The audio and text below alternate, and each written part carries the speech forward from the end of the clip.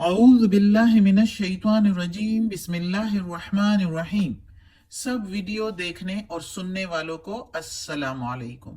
हमारे चैनल के प्यारे व्यूअर्स, आज हम तिलावत करेंगे सूरे तौबा की आयत नंबर 60 और 61, यानी कि आयत नंबर 60 एंड 61 इंशाल्लाह तिलावत करेंगे तर्जुमा के साथ और तफसीर के साथ। तो चलिए शुरू करते हैं, लेकिन शुरू करने से पहले चैनल को सब्सक्राइब करें, बेल नोटिफिकेशन को ऑन करें ताकि अगली वीडियो आपको आसानी से मिलती रहे, और हो सके तो शेयर भी करें ताकि ज्यादा से ज्यादा लोग देखें, आपको भी सवाब मिले और मुझे भी। तो चलिए अब शुरू करते हैं। आज का सबक आयत नंबर 60 शुरू होती है, अगले पेज से शुरू करते हैं। औज़ु बिल्लाहि मिनश शैतानिर रजीम बिस्मिल्लाहिर रहमानिर रहीम। इन्नमस सदक़ातु, इन्नमा बेशक जो, सदक़ातु सदक़ात हैं यानी ज़कात है, इधर इसके मीनिंग ज़कात, लिल फुक़राई फुकरा के लिए, जो मुफलिस लोग हों उनके लिए,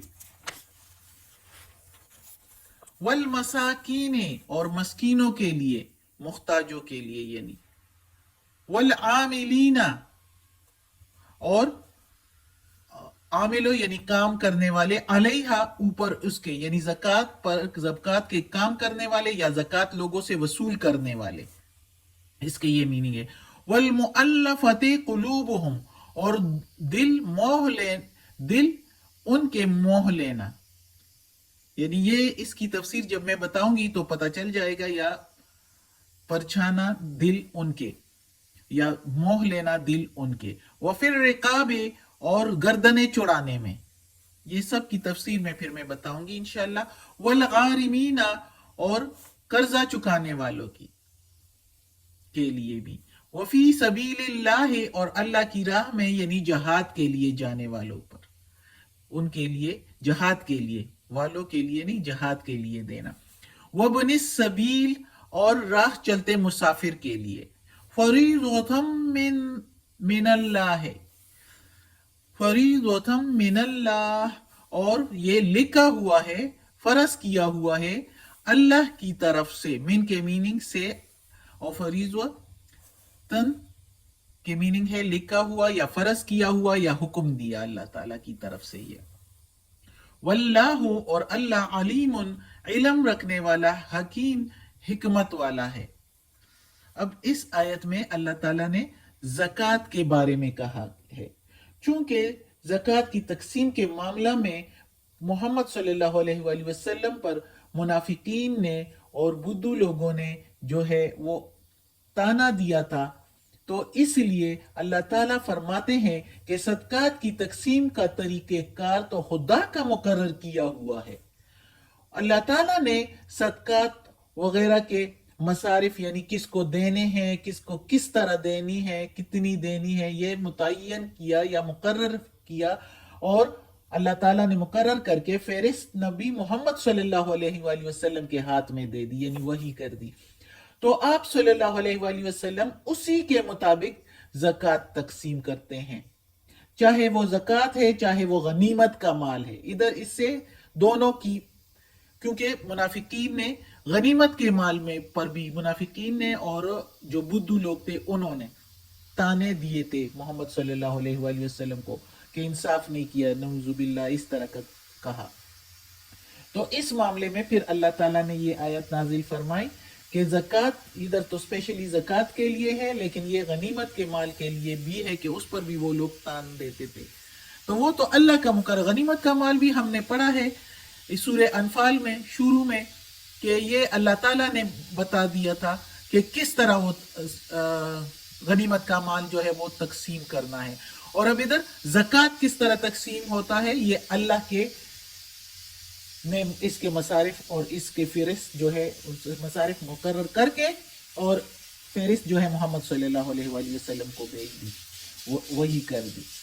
तो इस मामले में किसी की ख्वाहिश के ताबे नहीं हो सकते। आप सल्लल्लाहु अलैहि वसल्लम इसको उसके उस फ़हरिस्त के मुताबिक ही तकसीम करते हैं, اور کسی کی خواہش کے مطابق نہیں چلتے. حدیث میں آپ صلی اللہ علیہ وسلم نے فرمایا کہ خدا نے صدقات زکوٰۃ کی تقسیم کو نبی یا غیر نبی کسی کی مرضی پر نہیں چھوڑا، بلکہ بذات خود اللہ تعالیٰ نے اس کے مصارف مقرر کر دیے ہیں. مصارف یعنی جس کو دینی ہے اور کس طرح دینی ہے، جو کہ 8 ہے.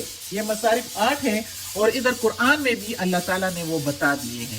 اور وہ نمبر فرسٹ پر جو ہے وہ فقراء کے لیے ہے، جن کے پاس کچھ بھی نہیں ہوتا، وہ مفلس ہوتے ہیں، وہ یا تو کوئی معذور ہوتے ہیں یا بوڑھے ہوتے ہیں یا عورت کی شکل میں جن کا کوئی ذریعہ معاش نہیں ہوتا، تو ایسوں کے لیے زکوٰۃ مقرر کی، زکوٰۃ میں سے ان کو دینا چاہیے.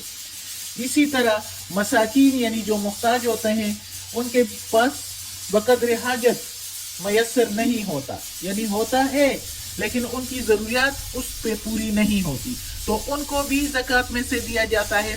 اور عاملین علیہا کے میننگ ہے کہ زکوٰۃ کے وصول کرنے والے جو اس کے کام پر مقرر ہوتے ہیں، جو سارا اس کا کام لانا لے جانا سب کو دینا، یہ سب جو ان کے سپرد ہوتا ہے، تو ان کو بھی اس میں سے لینا، یعنی تنخواہ ایک قسم کی دینا، تو یہ زکوٰۃ ان کو بھی دی جاتی ہے.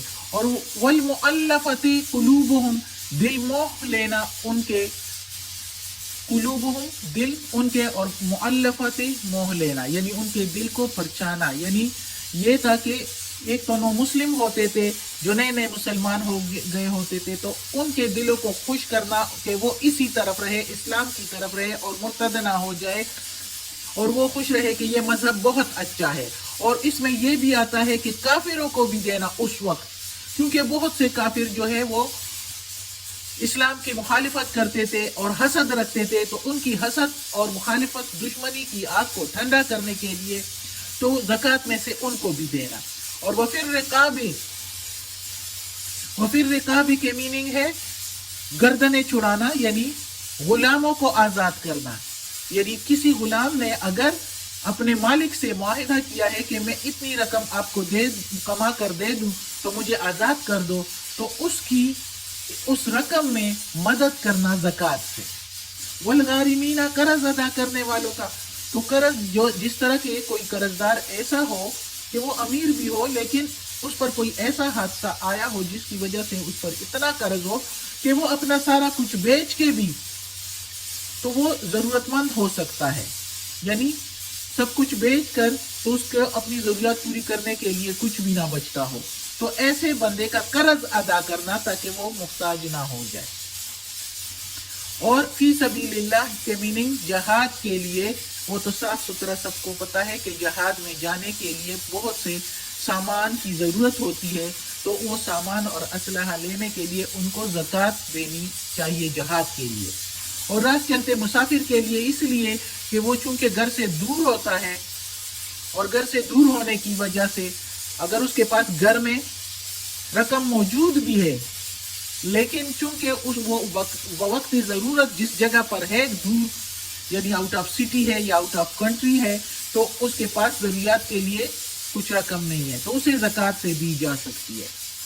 تو یہ 8 مصارف اللہ تعالیٰ نے بتا دیے ہیں اور صاف ستھرا، اور محمد صلی اللہ علیہ وسلم اس کے مطابق ہی جو ہے وہ مستحق لوگوں کو دیتے تھے.